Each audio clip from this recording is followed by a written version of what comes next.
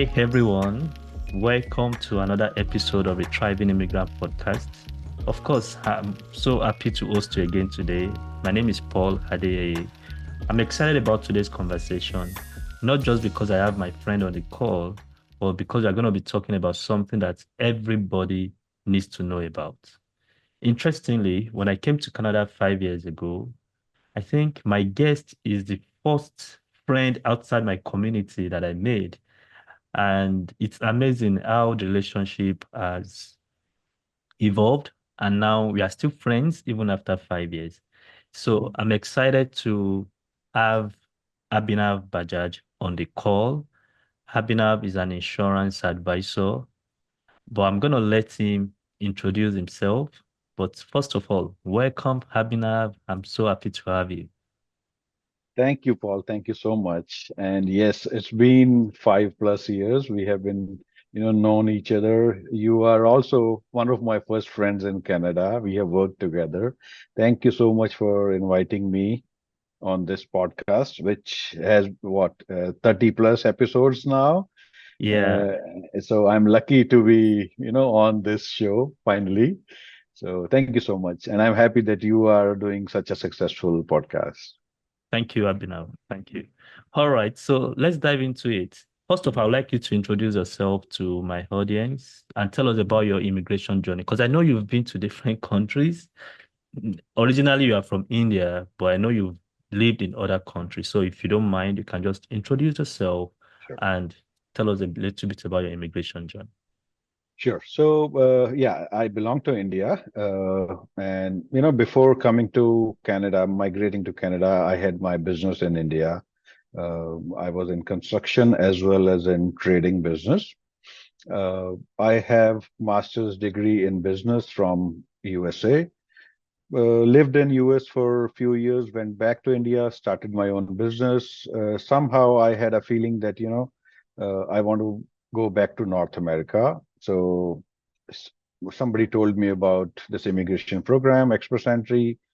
We got the PR very easily because of scores like we good English, master's degree, those things. So we were able to get the PR very easily. But the initial challenge started once we landed here from a business background and then coming to a country where the market is too small compared to US or India. US is a big population, India is one of the biggest population, but Canada is a small market. So the challenge was to find what is a right fit for me as a business owner or as a self-employed person. Uh, we started working with Rogers. We both worked there. Now, Rogers, thanks to them, they gave me a platform to go and meet people, knocking doors, understanding how sales and business development works in this country. Door-to-door sales is not considered a good thing in my country, at least I know. Somebody comes and knocks my door selling a product. I would first thought would be, I think it's an inferior product. That is why they have to go door to door. But here I learned the new way how to sell, and Rogers is a well, like both the companies do the same way, right? They do door to door. So that gave me a platform to understand how sales works. It showed me how I can meet people, how I can see what others are doing. Different people doing different jobs, different professions. And then eventually, I got this advice from a friend and from my lawyer that there are few professions in service industry which are good, and it is like everybody needs insurance. If you are good in consulting, if you're good in helping people manage their risks, you can be a good insurance advisor because insurance is all about managing someone's risk, financial risk, risk of loss. Loss could be a property loss, life, or a liability. So I had sold insurance in India as well. So, I could understand and it was easy for me to grasp. So then I started working once Roger's job was done. I started working with cooperators as an insurance advisor. learned a lot about how insurance works in North America. That gave me more clear understanding what I want for myself. I don't want to work 9 to 5 in one company. I want to be self-employed, start my office one day.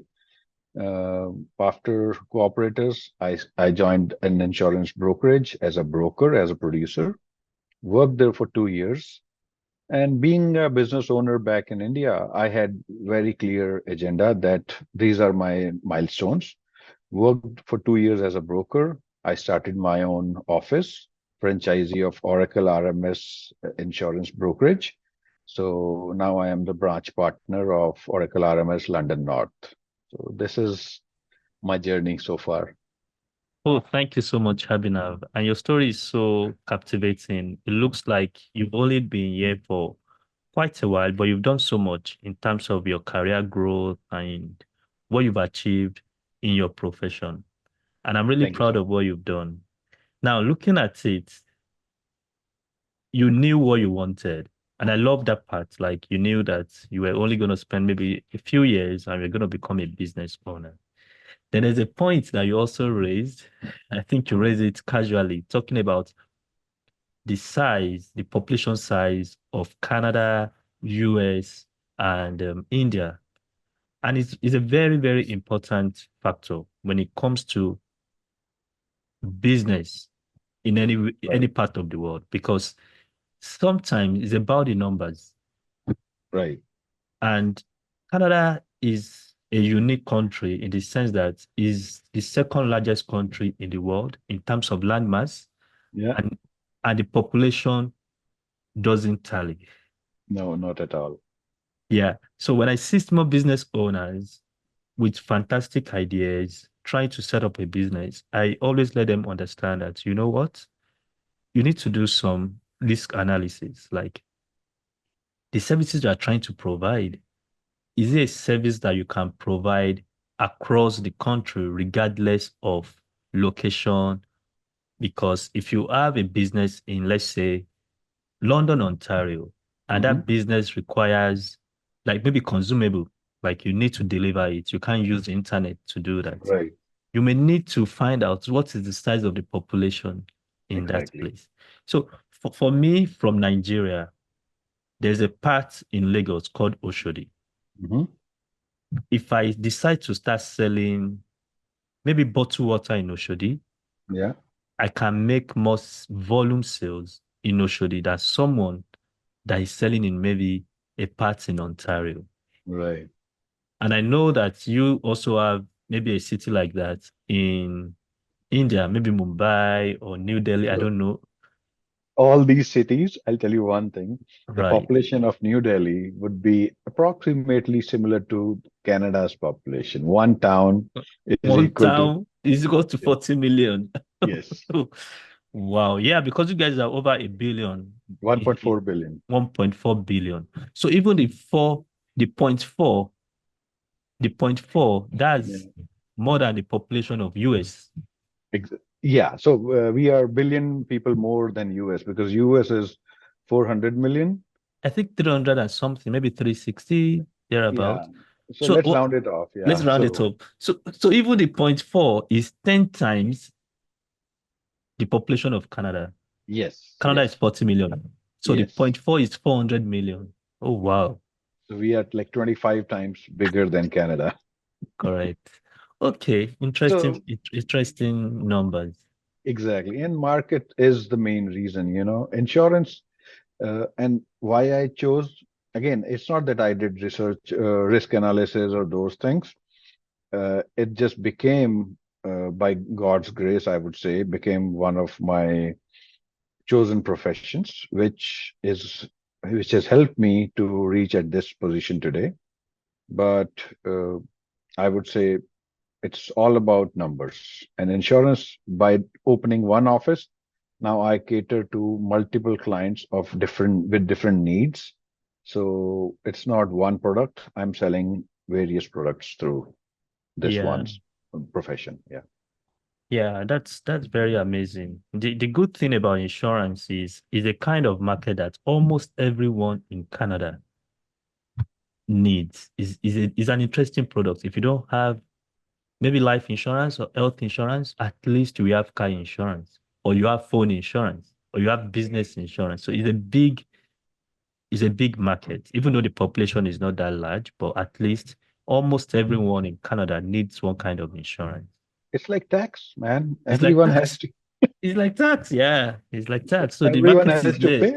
Yeah. Everyone has to pay. Yeah, you are a smart man. You chose the big market. Nice.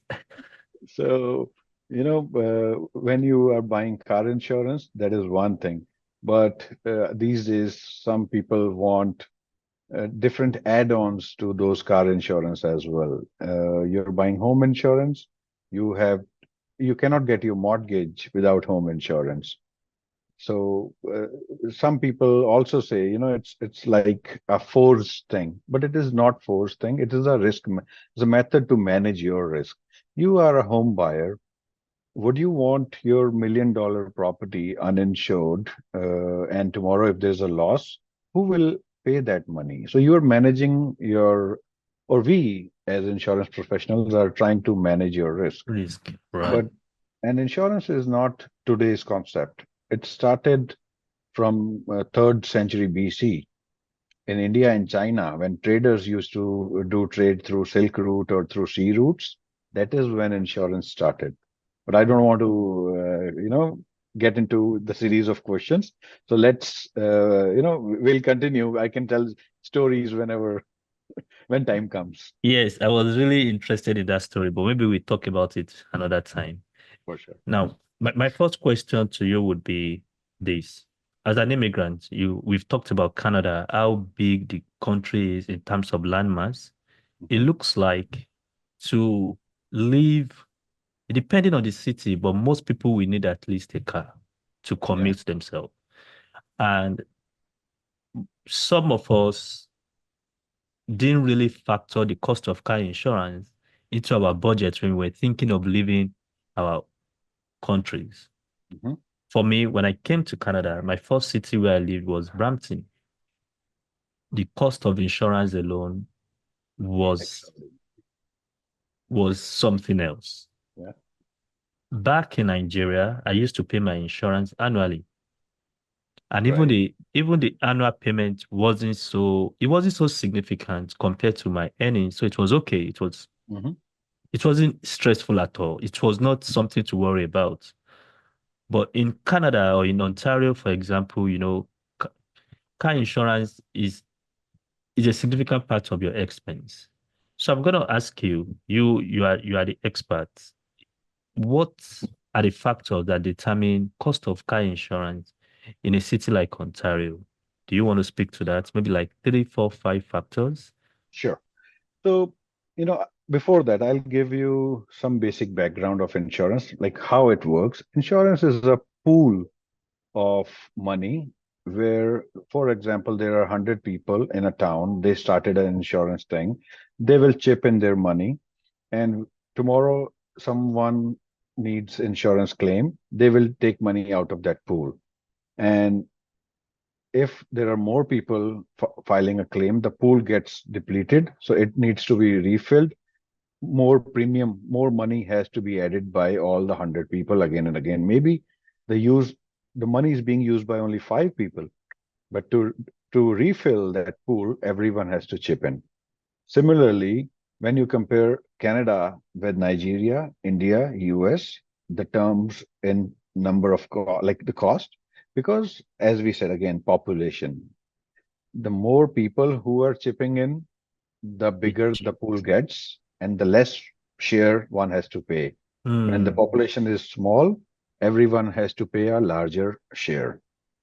That Wow. is why one factor why our premiums are higher in Canada Canada. is a basic factor. Second factor, I know for sure in India, I don't know about Nigeria, but the kind of claims when it comes to liability are higher. Someone gets injured in India in a car accident, the insurance company and the driver would try to negotiate and settle it out of the court by paying few $1,000s and it is settled. Whereas in Canada, the claims for liability are on higher side, maybe 200,000 or $1 million. So the claims are higher. That is why the pool gets depleted at a higher rate. Hmm. So that is the reason why the premiums are higher in Canada. Now, to answer your question, how we can reduce the premiums, or the factors. You asked me what are the factors which impact the premiums. Uh, First of all, it is your driving experience, your licensing history, how long you have been driving in Canada or in North America, because anyone coming out of US and Canada may or may not have experience driving in this part of the world. Their exposure to driving is different. So that is one factor. Second, what kind of vehicle you drive? Is it a safer vehicle or not a safer vehicle? Because there are ratings for every vehicle. When you put VIN number in the system, it will show you that car's rating about Hmm. bodily injury, property damage, how if the car hits someone, how much damage it will do to the third party. If that is a higher number, based on the statistics, the premium Hmm. might go high.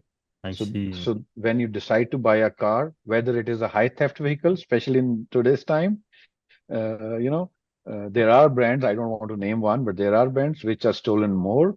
So you want to check with your broker when you're buying a car whether the insurance is good, bad, low, high. So those things, safety, Hmm. theft, those are the risks because the insurance company want to see when we are insuring X vehicle, how much we might end up paying in case of a theft or in case of an accident, those things. Makes Repair sense. cost, how easy is to get the spare parts of that car.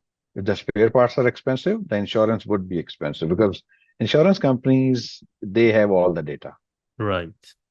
So second thing is that. Third is what kind of neighborhood you live in, what kind of town you live in, because if it is prone to more thefts, the rates would be higher. Road rages, accidents. So those things impact. These are the three things. Apart from that, how many drivers are there in the family? If it's a single driver, premium might be less. If there are multiple drivers, premium might go up. That is fourth. And then fifth is safety features. What kind of discounts you are qualifying for? Hmm. Someone who is getting auto and home together might bundle it and get a discount, whereas someone who is just buying standalone auto will have a higher. Like statistically, that is always on higher side.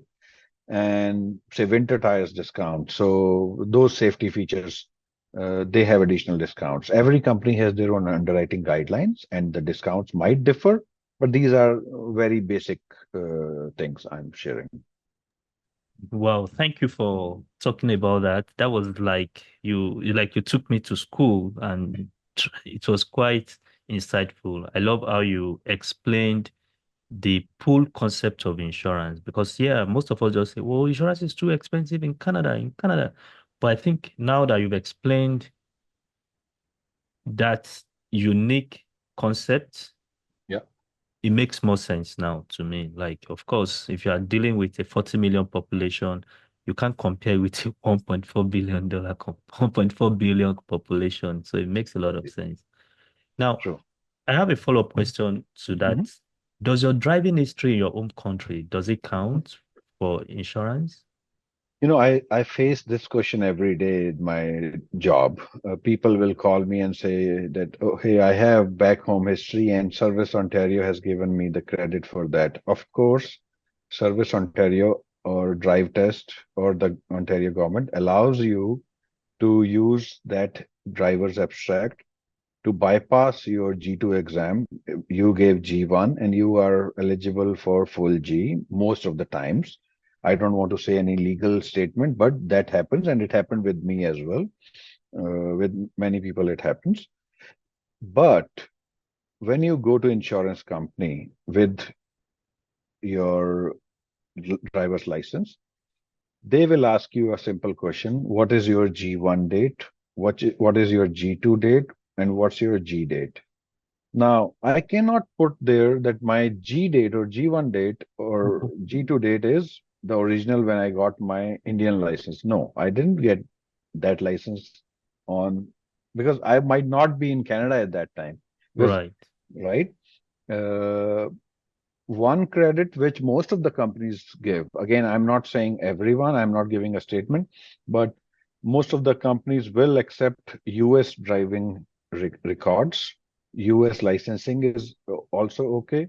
But there are some companies who will also acknowledge driving license dates for from those countries who have some kind of pact with Ontario. Someone coming here from, for example, England, will get his G in exchange to his England license. He will just show it or submit it. I don't know the processes, and the government will issue him a license without even an exam. Those people get credit in some companies. Not all of the companies give credit to those as well. So to answer your question, having back home experience helps only to expedite your licensing part. But when it comes to insurance, It doesn't majority of count. companies do not accept that. It will not help in reducing the premiums. Yeah, once you have started driving in few years, your license is old and you have enough insurance history that will help you reduce your premiums. Hmm. So these are two things. Makes sense. Makes sense. Right. Thank you for sharing that. I wanted to also ask you, this question just came to my head. Mhm, If I want to travel out of Canada and I want mhm. to spend like 2 months or 3 months, I know that I don't need my car. Can I suspend my insurance premium on my car if I know that I'm not driving the car? And how long can I suspend it for? Sure. So it's a good question, and I will answer it in two parts because I missed one of your questions initially. That was about contract being annual or like we pay monthly payments, right? That's a provision just to make it easy on your pocket. It does not mean that insurance contract is monthly. No. You said in Nigeria, insurance you pay annually, right? Same as in India. We used to pay annual premiums. We never paid, as far as I remember, I never paid monthly premiums. In Canada, it is monthly just to make it easy, but the contract is always annual. Annual. When you see your liability slip, your pink slip, which you keep in the car, it will have a start date and end date. Does it say monthly? No. There, there are some companies who offer monthly plans, like monthly policies as well, which renews every month, but that you have to buy specifically. Now, to answer your second question, if you are traveling out of Canada, you there are two options. First one is you decide to cancel it. That's your choice. You can cancel the policy, cancel the contract in itself, which will you will end up paying some penalty as well, short rate cancellation. But if you decide to keep the policy, you will still need or want to have your car covered for theft, fire, vandalism, right? You don't want your car is stolen when you got back here after vacation 2, 3 months and your $80,000 Lexus is gone and you don't even know where it is. So you want that coverage. So you can opt for comprehensive coverages. If you have two or more vehicles, then it can be put on comp only. If it is just the only one car, you can choose OPCF 16, which is suspension of coverages. And when you suspend the coverages, the liability portion is removed and the collision portion is removed. You are left only with comprehensive, which means in case of theft, fire, vandalism, you are covered. Premiums are reduced substantially. So it helps both ways. You are paying less premium because you're not driving, the car is parked safely, but you're still covered for those coverages which might still be needed. So you can Awesome. do, and there is a time limit. I think it's minimum 45 days. If you are away for minimum 45, or the coverages are suspended for minimum 45 days, then only you will get credit. Thank you. I think you did justice to that question. I love how you answering my questions. You are you are giving it right answers and you have a way of explaining it that everyone will understand. The insurance is complicated. I always say this, and especially in Canada, it's Yeah. not that insurance is not is simple anywhere else, but we here need to know because every part is used, is practiced. I never suspended my coverages in India because it was not impacting my pocket. But because it Exactly. impacts people's pocket here, they need to know and they need to it's simple, but if someone explains it in a simpler way, it is simple. Simple. I love that.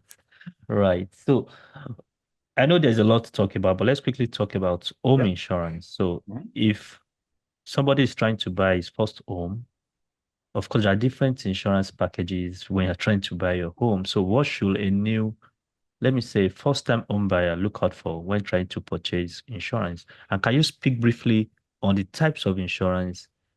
I know you are not a realtor and you're not a mortgage broker, but Mhm. because I think sometimes when people mix it up, there's CMHC, there is another type of insurance.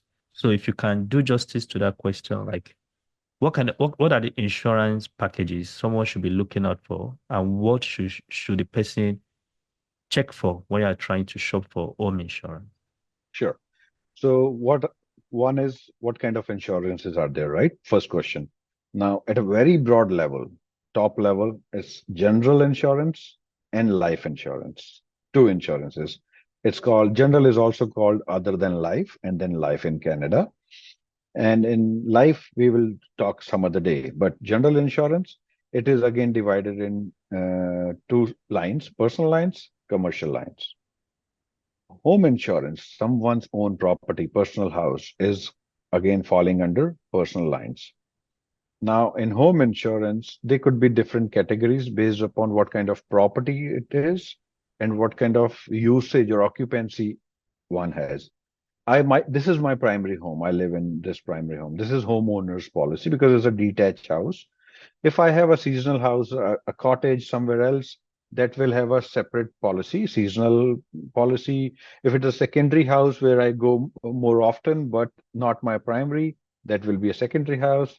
If I'm renting a property that's and still my primary house, then it will become a tenant's policy. So those are rented property. I am renting it to someone else. That's a rental property. So those are the different categories under home insurance. Now, second question, what is to be taken care of when you're buying a house? Last couple of years or maybe 3 years where real estate was going high and high and high, and people were thinking they might not be able to buy a house if they miss this real estate train, right? And people have bought houses which are 50-year-old, 70-year-old. Uh, I get calls and people say, we don't know. We want house insurance or fire insurance, they call it, because initially, 100 years back, fire was the biggest threat to any property. Hmm, That is why it used to be called fire insurance, because insurance is used to cover just fire as a peril, as a cause of damage, cause of loss. Now, there are so many. Water is new fire. That is the term we are using in insurance these days. There are more water damages than fire damages these days. I see. So insurance has become more complex, covers more things, more loss causes. But again, coming back to the track, home insurance, when you are buying a home, it's not only about what answers I will ask as a broker. You should also know how old is the property, one thing, right? How old is the roof? Because roof has a life. How old is and what kind of wiring is in your property, whether it is copper or it is aluminum, what kind of breaker switches, what kind of panel you have, a fuse or a breaker switch. Those things are very important. What is the amperage, 100 amps, 200 amps? Those things are important.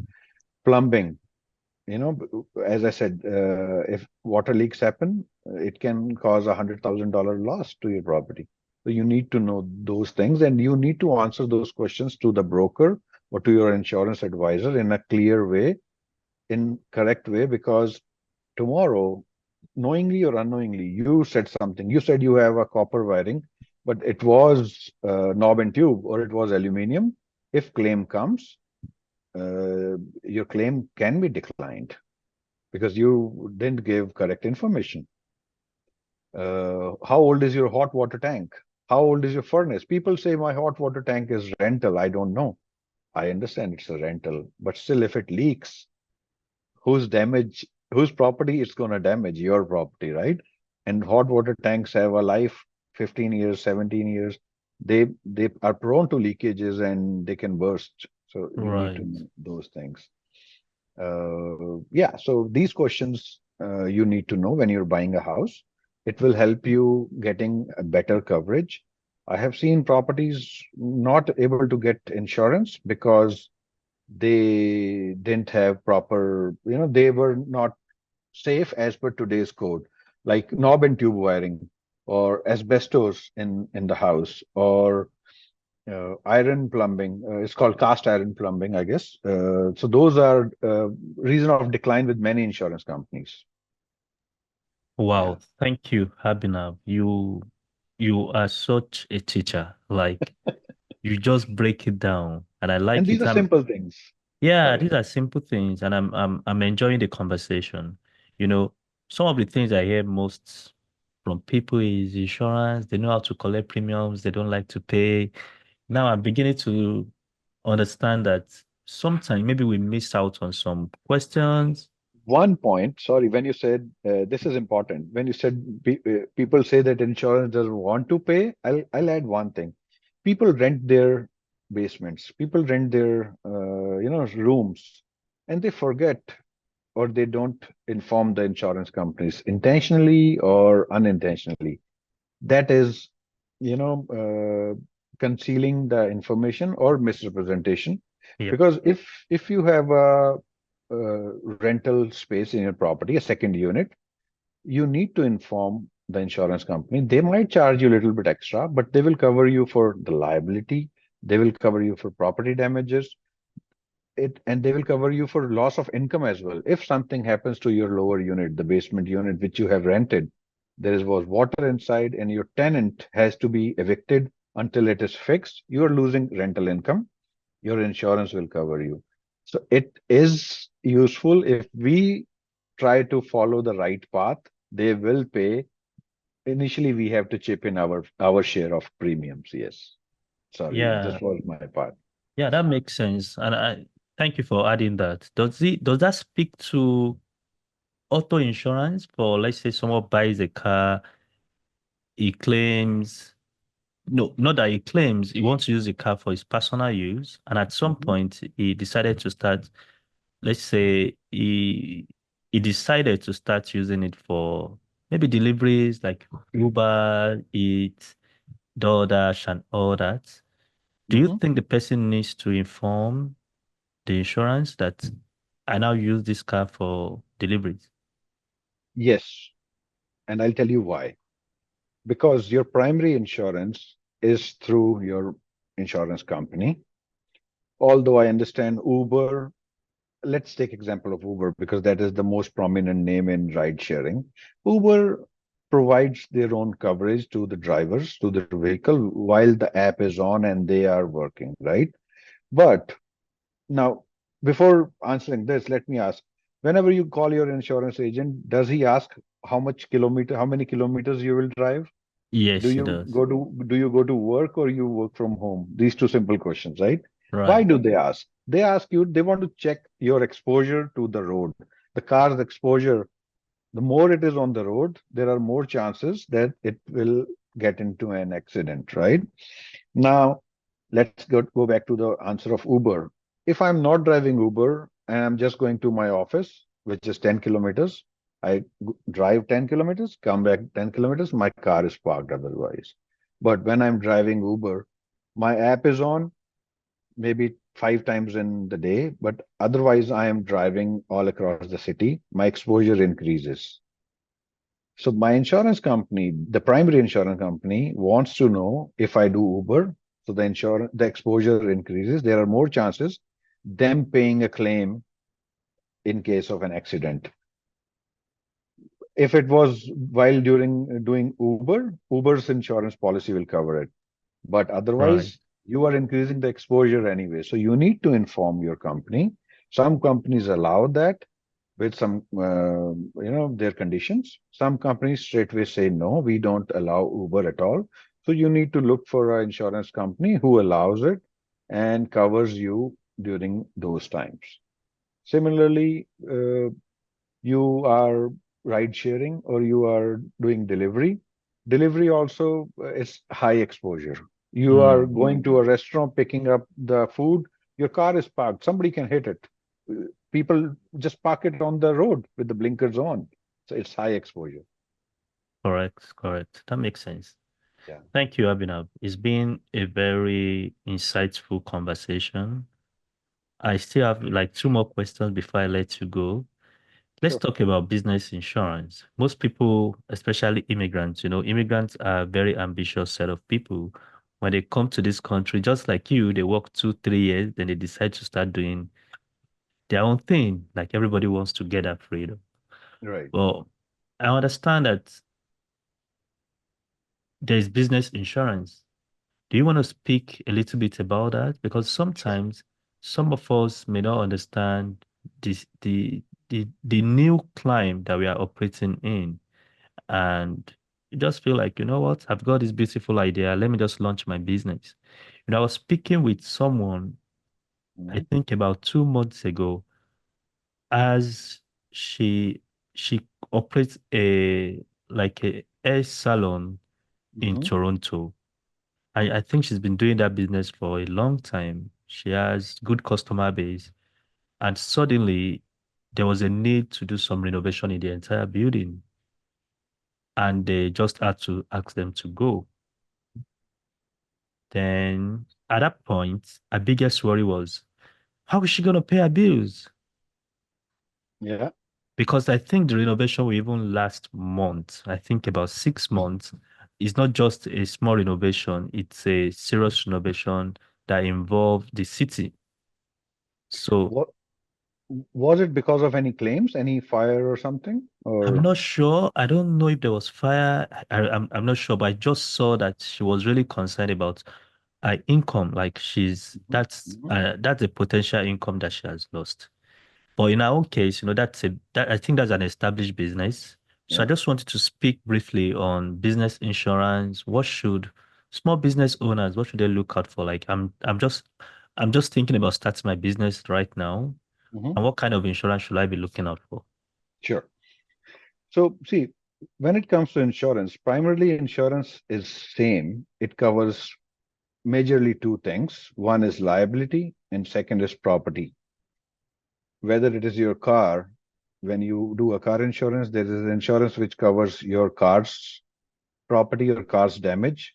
And second is if you hit someone, if you injure someone or damage someone's other's property, you are covered. Similarly, in when it comes to business, business insurance also covers these two things. One is business property, contents, stock, depending on what kind of operations you are into. And second is your commercial liability. You gave an example of a salon. Let's take that example itself. Someone who is operating as a barber has a salon. A client is walking inside and slips and breaks his or her leg. That is liability. They can sue you that the floor was wet and they slipped in your salon and now they are injured. They cannot go to work, XYZ. They will sue you for whatever amount and you are liable for that. Depend again later it will depend how much the compensation is, but you are in a court case. Insurance will cover you for all that thing. There was a theft, a break-in, your stuff, your content, everything was stolen. That is property damage because of theft. You are covered with insurance. So those two parts are always covered in business insurance as well. Who needs it? Anyone who is operating and who can be liable for damages. A plumber, electrician. A plumber comes to my house, installs a new water heater, he goes away, or installs a new dishwasher. It leaks, the pipe leaks tomorrow. He didn't do the job properly. My whole floor is Flooded. flooded. It's a $50,000 loss. Who is Hmm. gonna? I will sue that Plumber. plumber. His insurance will cover him. I am an insurance advisor. I have my errors and omission insurance. What if Right. tomorrow I made a mistake selling insurance and I sold a wrong policy to someone? That was an error, not intentional. So I am covered under my policy. So every professional Every business owner is covered through their commercial liability for whatever operations they do when they are liable for someone else's damages, and their property is covered under property portion of that policy. Third is you mentioned about your friend had to evict that place. If it was for some other reason, I cannot comment. But if it is because of any claim, something happened, flooding happened, earthquake, fire, so the insurance will cover for business interruption. Their business was interrupted. This is the endorsement a business owner must have on their policy. During COVID time, so many restaurants were closed.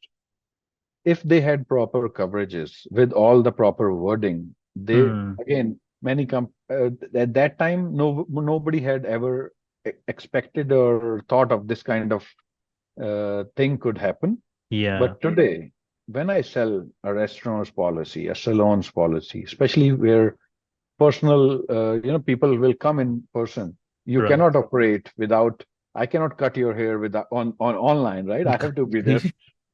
Can't cut it on Zoom. Yeah. So business interruption is important, which covers you for loss of income, loss of sale, or your revenue in case of any claim, covered claims. Not necessarily COVID is covered in every policy. So you have to read the policy wording as well. You have a policy, you know, reach out to your broker or person whom you trust. Have him. I review policies every day. I'm not forcing anyone to bring business to me. This morning, one of our colleagues from Rogers, he is a good friend of mine as well. He's a realtor now. He brought his friend's policy, who owns a clothing store in Toronto. They just wanted me to review their commercial policy, whether everything is as per the requirements and they are covered properly or not. I reviewed it. Their renewal is 6 months down the line. I never asked them to bring, and none of the brokers will ask you to bring their business to you. If you're happy with your broker, stay there. Just get it reviewed. Right. Yeah. Awesome. Thank you, Abhinav. You really done justice to this insurance topic. I've enjoyed every bit of this conversation. I just Pleasure have is one all. more question for Sure. you. So for you that you've operated your business back in India, so you were a business owner in India, you're now a business owner in Canada. Do you think there is any unique challenge, or what is there anything completely different about being a business owner in North America? Like, Uh, like what are the challenges? What are the unique challenges that you faced as a business owner in Canada? I would say, again, this is a complicated question. It's not complicated because I have not faced challenges. Yes, I have faced challenges. One, I would say someone who's coming here should come with an open mind and understanding of the markets, whether you are selling insurance or you are selling a pen, anything and everything requires proper market. So market is one big challenge. But apart from that, when you're coming here, you need to mix and understand the dynamics. That is, when we started our talk, I said how Rogers helped me. The way of doing business in every country is different. Let's take an example of US. US is just one country, but northern states talk differently. They have different accents and they have different methodologies for doing business. Whereas if you go to southern states, there would be different methods. Similarly, in Canada as well, we in Ontario have a different method of doing operations. So a challenge for me was to understand how business is done here, understanding people's mindset, what they want. I, if we make things complicated and we want to just stick to what we were doing in our home country, that will not help. We have to understand how people operate here or how they have been operating for so many centuries. Right, So, of course, we have to bring in good practices from our home countries as well, use them, but keep on experimenting. Not every client would be same. If you are in B2B business, you might be facing different challenges. I'm in B2C and B2B as well because on back end I have to deal with so many insurance companies.